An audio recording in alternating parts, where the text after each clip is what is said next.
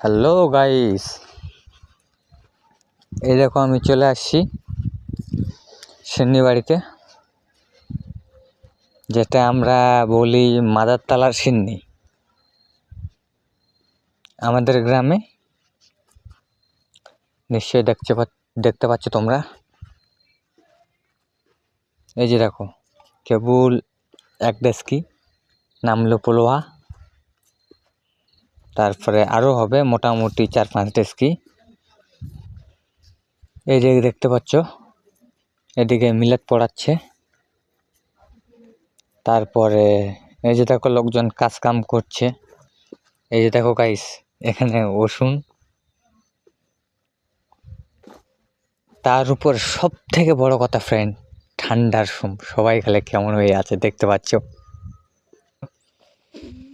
সব থেকে বড় ইন্টারেস্টিং এটাই। চলো, আর আমি কিছু বলবো না এখন, সব কিছু তোমরা নিজে চোখে দেখতে পাচ্ছ।